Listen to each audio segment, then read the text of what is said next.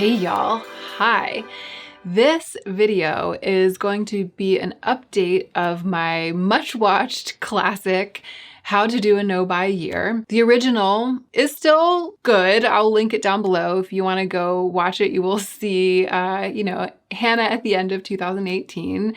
She has a lot to say. I wish I could go back and tell her that she has an olive undertone to her skin, but there's some things that you can only learn by living. I do think that video still holds water, and I'll be going over a lot of the same material in this video, but I've recently been getting a hankering to update it by reorganizing the list of pieces of advice that I gave in that video, fleshing out some of them, kind of minimizing others, and just giving you an all-around, more polished version of that video from my current position, which is like years after having completed my No by Year, and I've continued to grow and change as a result of it. If this is your first time to my channel, then welcome. I'm glad you're here. I'm Hannah. I love beauty. I really, really loved beautiful things, beautiful clothes, makeup. I used to spend way too much money on them. And so in 2018, I did a No by Year, and I also started my YouTube channel. So I documented the No by Year.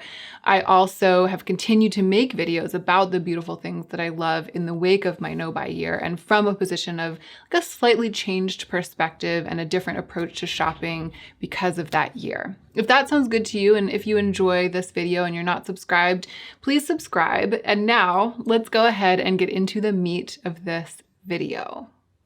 In December of 2018, when I was nearing the end of my No by Year and I filmed my video, How to Do a No by Year, I gave 9 pieces of advice, and these are the pieces of advice I gave, and they were in this order. So 1, make clear and thorough rules. 2, try not to panic buy too much. 3, find a community of other people who are doing no buys. 4, potentially unsubscribe from emails and listservs and stuff. I said that you should do that if you need to do that. 5, remove your credit card from like online platforms like auto checkout. 6, make a list of other things to do besides shopping. 7, be hard on yourself. 8, don't be hard on yourself. And 9, don't think that you might fail. Those were the 9 pieces of advice. And it made, a decent video. But in retrospect, now that I've been in this community for a couple of years, and again, I have been living as a person who did a successful No by Year now for 3 years, I want to rearrange the list a bit. But my first piece of advice for doing a No by Year is still the same, and that is to make clear and thorough rules.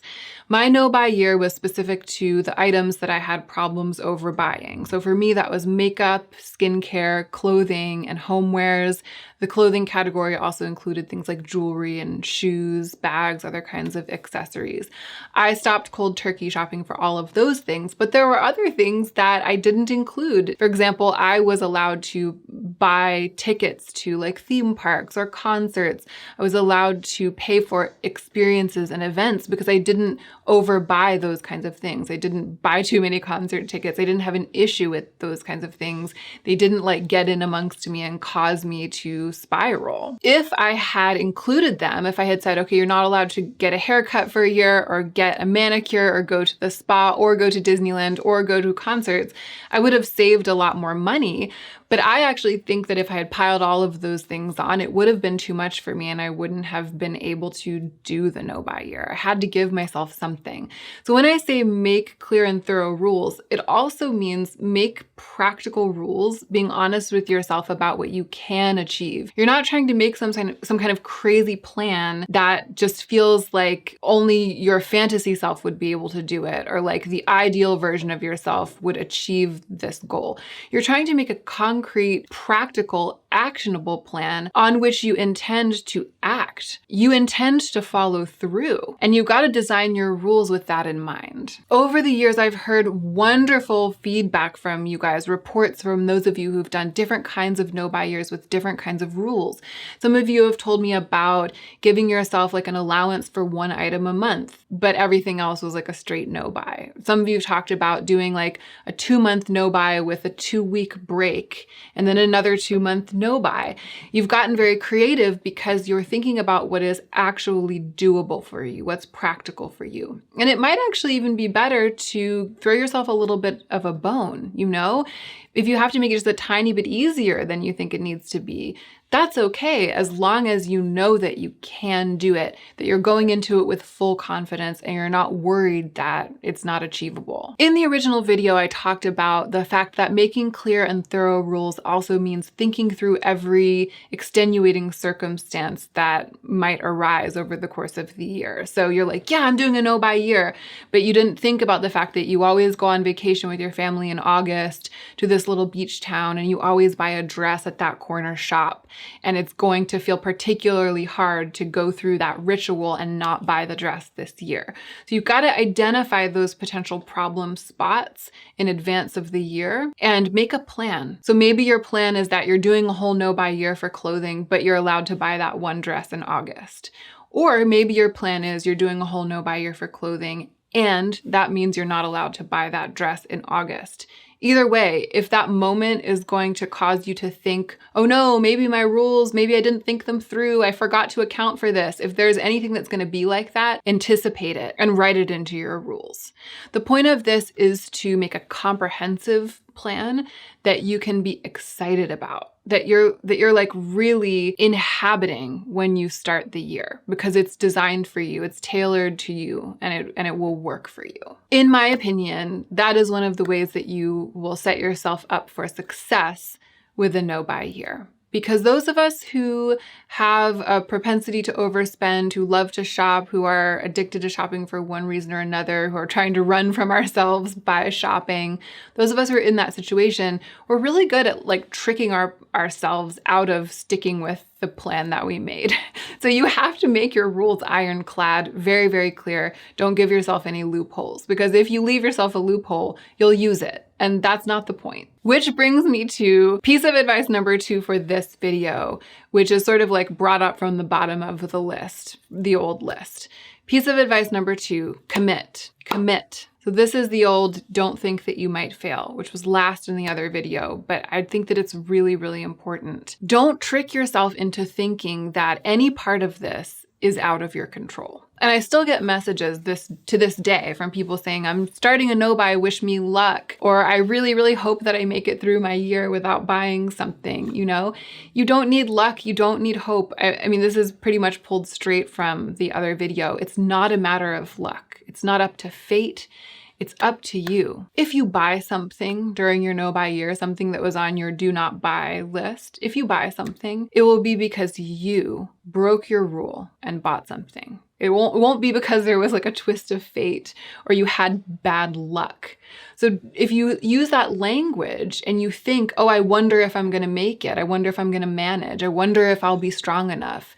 If you're in that place, you're like giving away your power and you're putting yourself in this susceptible position. You're basically saying to yourself, I might do it. I might succeed and I also might not succeed. It's your choice. You choose whether or not you succeed. Don't give yourself that out by wondering if you're the kind of person who can go a whole year without buying a piece of clothing. If you think you might be the kind of person who can't do it, if you're giving yourself that out, you're choosing that. You know, you're choosing to have an identity. You're to define yourself as the kind of person who might not be able to do a thing like that.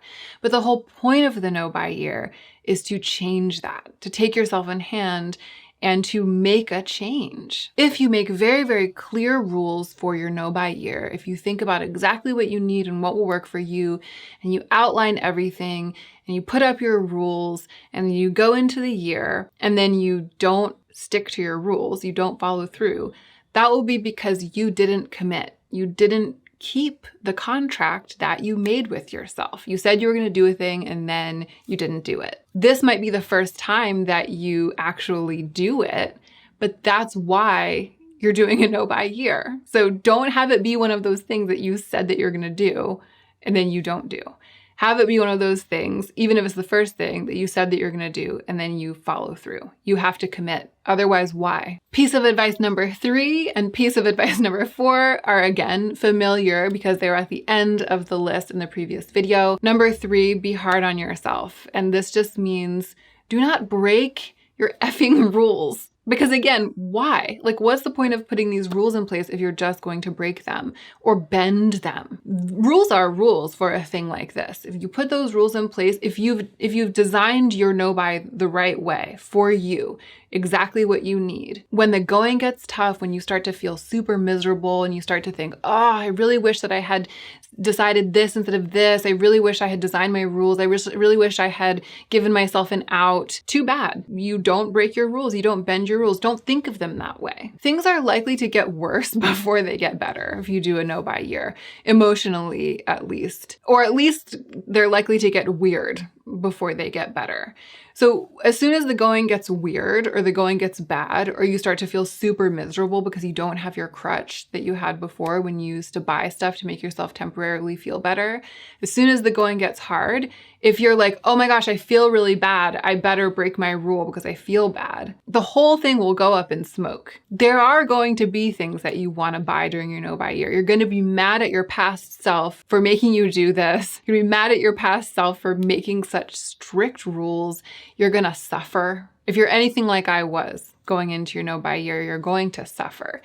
You have to have that in mind so that when you get into that suffering moment and you're like, it's so hard, it's so hard, it's so hard, you stay hard on yourself in that you don't let yourself bend or break your rules, even when you feel miserable. Because, and I think I said this in the original video, you're choosing to suffer in the short term in the interest of healing a much larger problem, right? So the suffering that you feel when you like can't buy the eyeshadow palette that you want during your no buy year and you're worried that it's going to sell out and it's never going to come back because it's limited edition and it just feels like impossibly hard and bad. That bad feeling, you're putting yourself through it on purpose so that the rest of your life going forward will be much, much better. You're putting yourself through this bad feeling in the moment so that those much larger and deeper bad feelings that you've been carrying with you through your entire life will start to move, transform, shift, start to be something that you can actually work with and sculpt into the life you want, which is just way better and more important than the eyeshadow palette. But it won't feel like that in the moment, and that's why you have your rules. And that's why it's important not to break them. Piece of advice number 4, don't be hard on yourself. And this is with everything else. So you're hard on yourself when it comes to sticking to your rules, but don't be hard on yourself when you see yourself acting in like demented ways outside of your rules, doing like weird things mentally and physically outside of your rules. In the first video, I gave the example of going to a website and putting a whole bunch of things in your cart, like spending time going through the motions of shopping behavior. And then you don't check out because of course you can't buy anything because it's your no buy year and you're sticking to your rules. But then don't sit there beating yourself up for having spent so much time thinking about makeup or having like spent so much time window shopping. Unless window shopping is explicitly not allowed by your rules, it's okay to do it. I did it so much at the beginning of my no buy year. For a lot of my no buy year, I did a lot of window shopping because I was like, you can take spending money and acquiring things away from me, but you can't take fantasizing about things away from me, not yet. It was like too much too soon. I had to let myself like kind of go through the motions and do some of the same things, even though those actions didn't have the outcome of spending and buying. I still had to do some of that stuff, tread those pathways, continue to tread them, even though the treading of them became less and less exciting and pleasurable over the course of the year. And eventually they dwindled down. But if I had like beat myself up about that at the beginning of the year, I would have folded. Like I wouldn't have been able to do it. I had to give myself just a little wiggle room. So I had to go easy on myself. I had to not shame myself for how I was behaving as long as I wasn't breaking my rules. And that is what I advise. I advise that you don't feel ashamed, because when you put these rules in place and you start abiding by them, you're gonna act weird and you're gonna feel weird and you're gonna do weird stuff, and that's okay. Again, it's all in the interest of the larger and more long-term healing. Okay, number 5. This is a new one. Consider therapy. Consider some form of therapy. You are going to be saving a lot of money and a lot of time during your no-buy year. You may still not be able to afford it depending on where you're coming from and depending on what your insurance situation is like. And, maybe you're deeply in debt. Even if you're trying to work your way out of debt as part of your no-buy year, if you can see your way towards putting some resources towards some kind of therapy, I recommend it. I put it on this list for a reason. I was driven to find a therapist and start going to therapy in September of my no-buy year because my world was collapsing around me mentally, spiritually, emotionally. I was like losing it because the no-buy year had like brought up all of this stuff. I really wish that I had gone into the no-buy year with a therapist by my side so that I could have navigated the entire year with help so it didn't have to get as bad as it got. If the idea of a one-on-one therapist is too much, too intimidating, or if it feels like it would cost too much to be going to therapy like every other week or every week, I cannot recommend highly enough the class, the Immersion in Compassion, the Principles of Compassion, which is a class that I took last year around this time. The woman who teaches it is an old friend of mine. Her name is Julia Frodal. She's absolutely brilliant, and it would be a perfect companion to a no-buy year. Kind of like getting the tools to center oneself, ground oneself, remind oneself of what's important, stretch the mind and heart a bit, and just like think about the path of your life. I will link the class down below. I think that the next one starts right at the beginning of January, maybe like the first week of January. So if you're doing a no-buy year in 2022 or thinking about it, it could be the absolute perfect thing to kick it off with the compassion immersion. Julia, my friend who teaches that class, also does do one-on-one consultations about inner work, shadow work, the kinds of things that I was working through during my no-buy year. So if more traditional therapy isn't your thing, then maybe someone like Julia, being connected with someone like that, could be your thing. And I have another friend who does similar work, actually. My wonderful, brilliant mentor and my first tango teacher, her name is Sharna Fabiano. Especially if you are in a workplace where you manage people or you are managed by people and there's like a lot of workplace dynamics, then Sharna might be a really good guide for you to navigate something like a no-buy year. So I will link both of those brilliant women down below. I really recommend going into your no-buy year understanding that you're taking shopping away from yourself to create a vacuum so that other kinds of work on yourself can grow and fill your life and become more what's central to your life. And that kind of work is often best done with a mentor, a guide, somebody who you can bounce stuff off of, someone who can kind of be there for you. I didn't really have enough perspective about this when I filmed the first video to include it, but now 3 years down the line, I think that it's a really important piece of advice. Number 6, this is a great one from the original list.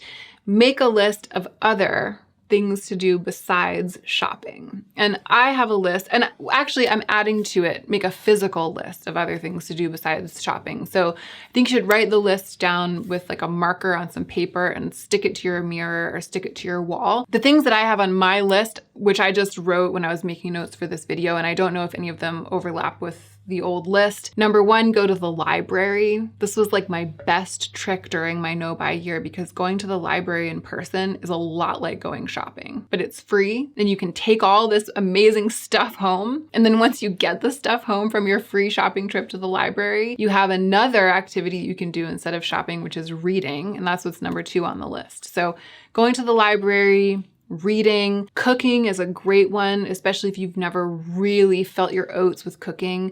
If you've never really learned different cooking techniques or how to cook different dishes, that can be a great way to like occupy yourself and fill time during your no-buy year. Making art, especially if you are a person who has been like overbuying art supplies or hoarding art supplies or knitting supplies or craft supplies. I've talked to a lot of people who do no-buys for art supplies. So one of the main and most exciting and most logical things to do during your no-buy year then is to use the art supplies that you have to make the art that you've been collecting them for. Similarly, the next thing on my list is makeup playtime. If you're a beauty lover and you're doing a no-buy to stop overbuying makeup, during your no-buy year, you can indulge in the makeup that you have. Spend a bunch of time with it, applying it, playing with it, getting to know it, doing elaborate looks at night that you would never wear in the light of day. That's a wonderful way to spend your no-buy year. And then last on my list is decluttering.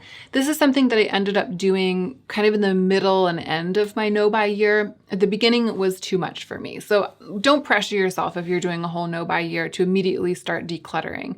But it was definitely one of the ways that I occupied my time. One of the big projects that I really enjoyed doing. I was really, really glad that I did during my no-buy year. And then the seventh thing on my list, the last piece of advice, I've just called general wisdom. I think that there were a bunch of things on the original list that are kind of more specific, little tips that I've put underneath the heading of general wisdom. So things like trying not to panic buy too much stuff. I did panic buy some stuff and I regretted how much money I spent and I regretted how much stuff I bought just in like the month leading up to my no-buy year. So I wanted to mention that, but it's just a little thing because whether you do or don't panic buy a bunch of stuff, your no-buy year is going to start and you're going to be off and running and that's going to be it. The thing about removing your credit card from online platforms, that's very useful and I do recommend doing that, making it so that you can't automatically check out from anything.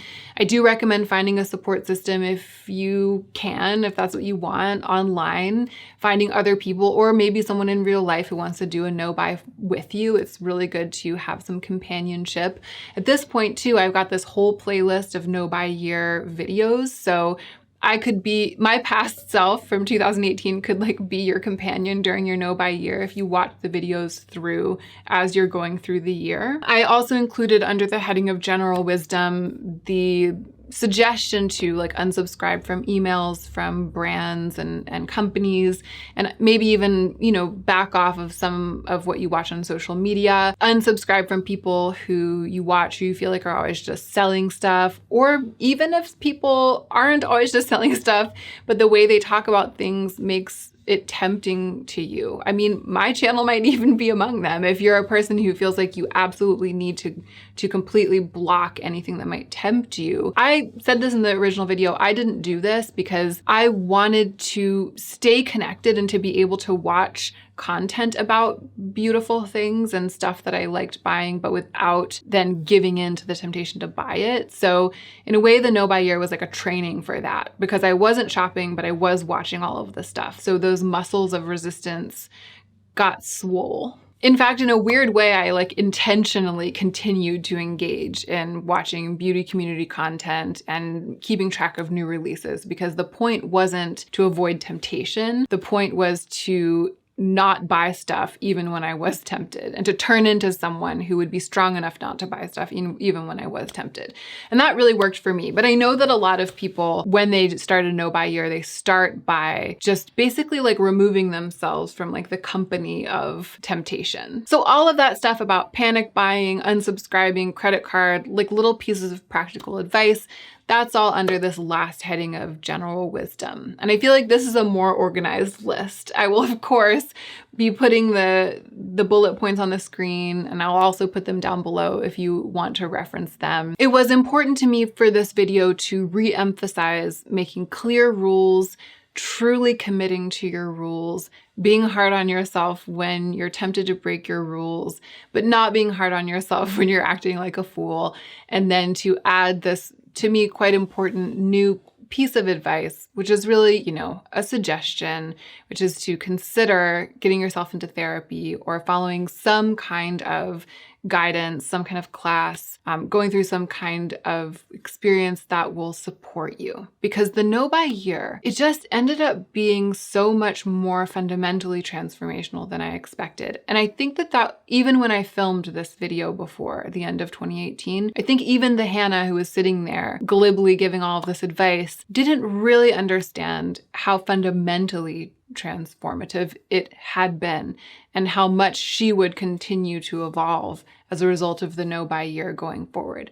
And now that I know that it was really a matter of the spirit, like really a matter of my relationship with what I want, my ability to see myself, and like a question of how clear-eyed I was about what I was seeking. It was a matter of that stuff. And now that I know that, I feel like it's pretty obvious that it makes sense to be in therapy or to have some guidance or to have some wisdom to surround oneself with and feed oneself with as one goes through a year like this, because it's an undertaking. It's an undertaking of the entire person, not just financial, not just habit. It's actually an undertaking of the spirit in a way, the hunger of the spirit.